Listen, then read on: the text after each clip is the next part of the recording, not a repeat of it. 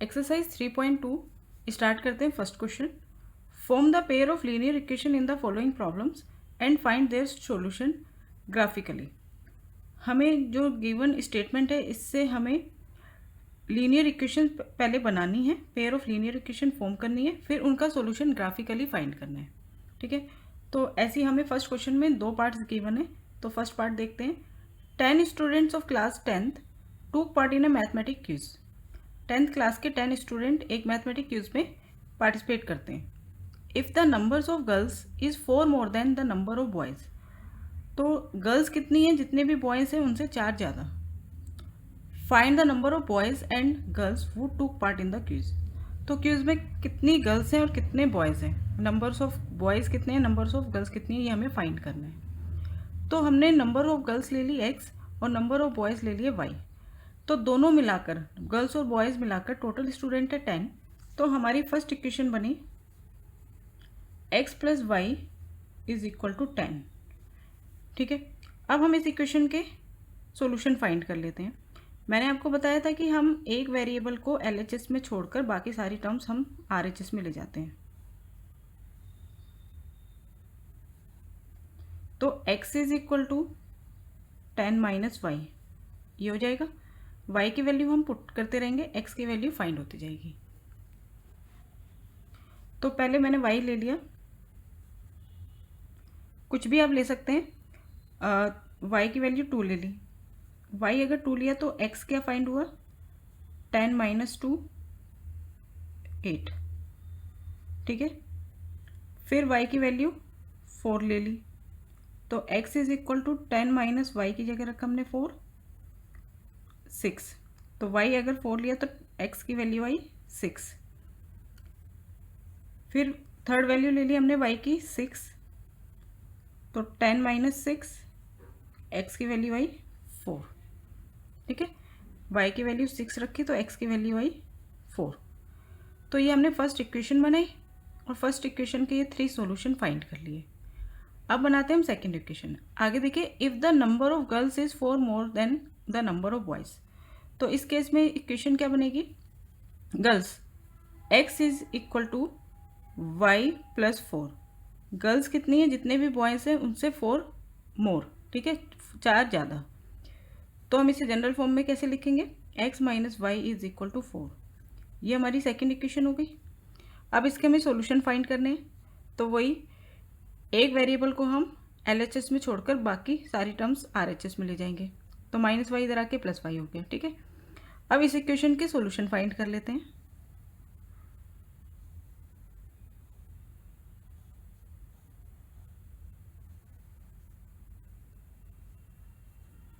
y की value put करते रहते हैं, x की वैल्यू फाइंड हो जाएगी। y रख लिया मैंने पहले 2, तो x हो गया 4 प्लस 2 6। फिर y ले लिया 3, तो x हो गया 4 प्लस 3 7। y 3 लिया तो x आया 7। फिर y ले लिया 4, तो x is equal to 4 plus 4 8। y 4 लिया तो x आया 8। ठीक है, इस तरह से हमने दोनों इक्वेशंस के सॉल्यूशन फाइंड कर लिए। अब हम इन्हें ग्राफिकली शो करेंगे, इन पॉइंट्स को हम ग्राफ में लेंगे। अब देखिए, ये हमने ले लिया ग्राफ, यहाँ पे हो गया x एक्सिस, ये हो गया y एक्सिस। ठीक है, अब इन पॉइंट्स को हम प्लॉट करते हैं।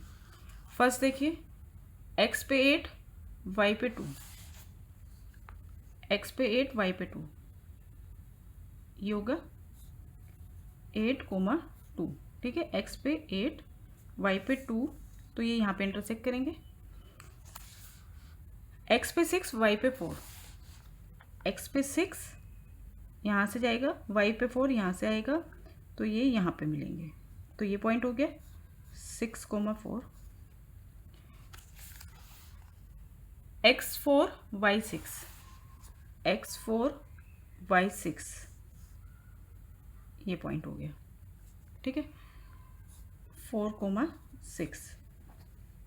इसका ग्राफ बना देते हैं।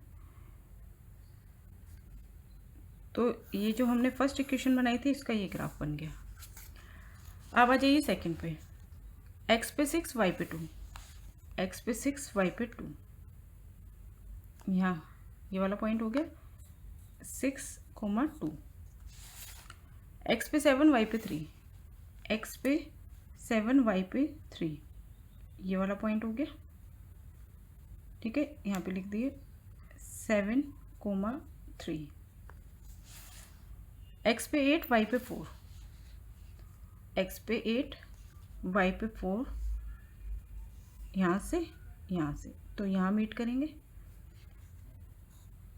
8, 4, ठीक है, ये वाला पॉइंट है। अब इसका हमने ग्राफ बना दिया,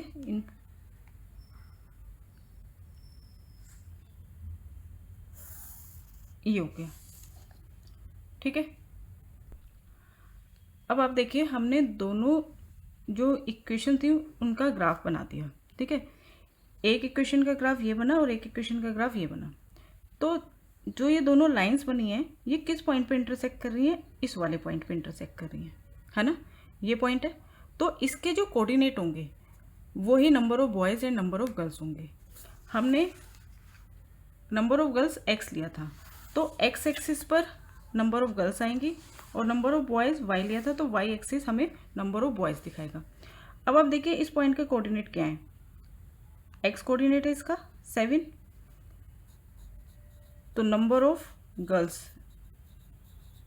कितनी होगी 7, y कोऑर्डिनेट कितना है इसका 3, तो y हमने क्या लिया था, बॉयज़ लिए थे ना, तो नंबर ऑफ बॉयज़ कितने हो गए 3, तो 7 गर्ल्स और 3 बॉयज़ ने पार्टिसिपेट किया था। स्टार्ट करते हैं सेकेंड पार्ट फर्स्ट क्वेश्चन का।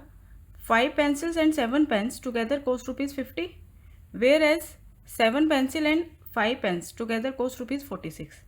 Find the cost of 1 pencil and that of 1 pen. 5 pencil और 7 पेन की जो कॉस्ट है वो है ₹50, 7 पेंसिल और 5 पेन्स उनकी कॉस्ट है ₹46। तो हमें 1 पेंसिल और 1 पेन की कॉस्ट निकालनी है। तो सेम हम पहले इक्वेशन बनाएंगे, लीनियर इक्वेशन इन 2 वेरिएबल, और उन इक्वेशन को फिर ग्राफिकली शो करेंगे और उनके आंसर, मतलब ये जो 1 पेंसिल और 1 पेन की जो कॉस्ट है वो फाइंड करेंगे। तो 1 पेंसिल की कॉस्ट हमने ले ली ₹X और 1 पेन की कॉस्ट ले ली हमने Y। तो फर्स्ट केस में बोला है कि 5 पेंसिल और 7 पेन इकट्ठे खरीदने पर पूरी कॉस्ट चाहिए ₹50। एक पेंसिल की कॉस्ट X है, तो 5 पेंसिल की कॉस्ट क्या होगी 5X। एक पेन की कॉस्ट Y है, तो 7 पेन की कॉस्ट होगी 7Y, और इनकी टोटल कॉस्ट कितनी है ₹50। तो ये हमारी फर्स्ट इक्वेशन बन गई। सेकेंड इक्वेशन भी बना लेते हैं। वेयर है 7 pencil and 5 pens together cost ₹46। एक पेंसिल की x है तो 7 पेंसिल की होगी 7x, एक पेन की y है तो 5 पेन की होगी 5y, और दोनों की मिलाकर टोटल कॉस्ट है ₹46, ठीक है। अब ये दो इक्वेशन बन गई। अब हम इनको सॉल्व करते हैं। पहले इन इक्वेशंस के डिफरेंट सॉल्यूशन फाइंड करेंगे। देखिए अब एक वेरिएबल को आप LHS में रख के बाकी सारी चीज़ें आप RHS में ले जाओगे। तो देखो 5x is equal to 50 minus 7y, और x is equal to 50 minus 7y, ये 5 जो है यहाँ पे आ जाएगा डिनोमिनेटर में, ठीक है। अब हम y की डिफरेंट वैल्यू रखेंगे और x की वैल्यू हमारे पास आएगी। इस क्वेश्चन में हम दो ही सॉल्यूशन फाइंड कर लेते हैं। पहले ले ली हमने y की वैल्यू, ऐसी लेना जिससे इसको माइनस करने के बाद ये 5 से इजीली डिविजिबल हो जाए। आपका जो सॉल्यूशन आए, जो वैल्यू आए वो डेसिमल में ना आए। कोशिश करेंगे अगर ना हो पॉसिबल तो आ जाए, ठीक है। तो अगर हम 0 ले लें y की जगह तो ये पूरा टर्म 0 हो जाएगा, 50/5 बचेगा। तो पहले केस में मैंने y को 0 ले लिया, तो x की वैल्यू क्या आ जाएगी, ये पूरा 0 हो गया ना, 7 × 0 0, तो यहाँ पे बचा 50/5 10, ठीक है। अब देखिए अगर मैं y की जगह 5 लूँ तो x की वैल्यू क्या आएगी 50 माइनस 7 5 से 35, ठीक है। मैंने इसलिए ऐसा नंबर लिया है ताकि 50 में से माइनस करके जो आए वो ऐसा नंबर आए जो 5 से डिवाइड हो जाए, ठीक है। तो 50 माइनस 35, 35 कैसा आया, y की जगह हमने लिया 5, 7 5 से 35, 50 माइनस 35 15, 15 अपॉन 5 3। तो y जब हमने 5 लिया तो x की वैल्यू आई 3। ठीक है, अब आ जाइए इस इक्वेशन पे। यहाँ पे भी हम 2 ही सॉल्यूशन फाइंड करेंगे। इक्वेशन थोड़ी कॉम्प्लिकेटेड है ना, इसलिए। अब देखो ये यहाँ पे y का जो कोफिशिएंट है वो 5 है ना, तो हम y को इधर रखेंगे क्योंकि 5 से डिवाइड करना ज़्यादा आसान होता है, किसकी कंपेयर में, 7 की। तो मैंने y is equal to 46 minus 7x upon 5। ठीक है, ये बन गई हमारी फर्स्ट इक्वेशन। अब इसमें हमें x की हम डिफरेंट वैल्यू रखेंगे और y की वैल्यू हम फाइंड करेंगे। अब x की वैल्यू ले लो। अब देखो क्या लें ताकि 46 में से माइनस करके ऐसा नंबर आए जो 5 से डिविजिबल हो जाए। तो आप x की जगह 3 रख के देखिए, 7 3 से 21। तो y की वैल्यू क्या आएगी, 46 माइनस 7 3 से 21 अपॉन 5। तो ये बचेगा 25। 25 5 से इजीली डिविजिबल है, पूरा पूरा डिवाइड हो जाएगा। तो y की वैल्यू आ गई 5। ठीक है, अब रखिए आप x की वैल्यू 8 रखिए। 7 8 से 56, 46 माइनस 56। तो मैंने ले ली x की वैल्यू 8। तो y is equal to 46 minus 7 8 से 56 अपॉन 5। तो ये आ जाएगा -10। 46 minus 56 -10 upon 5 is equal to -2।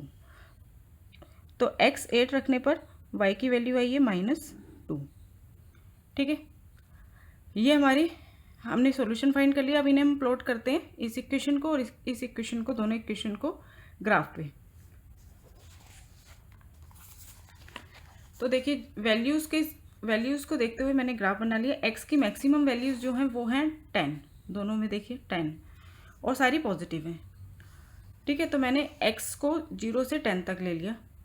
y में -2 है, वो मैक्सिमम वैल्यू बस 5 है, और माइनस में -2 है।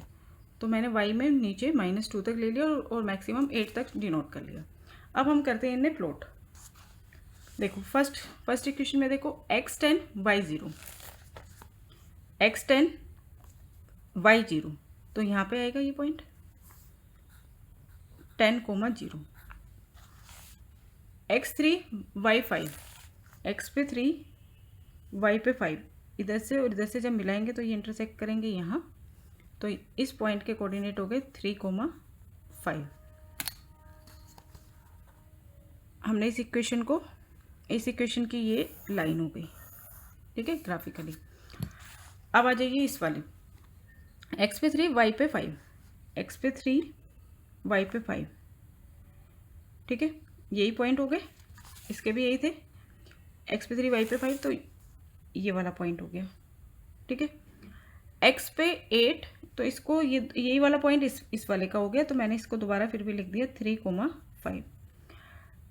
ये वाला पॉइंट इस कोऑर्डिनेट्स के लिए भी है और इस कोऑर्डिनेट्स के लिए भी है, मतलब सेम ही है। इस पॉइंट के जो 2 कोऑर्डिनेट्स हैं वो सेम ही है, लेकिन ये इस इक्वेशन को शो कर रहा है। ठीक है, अब दूसरा है 8 माइनस 2, x पर 8 y पर -2, यहाँ पर आएगा ये वाला पॉइंट, x पर 8 y पर -2। ठीक है, अब कौन से वाला था, अभी हमने इस वाले पॉइंट से ये इस लाइन को बनाया।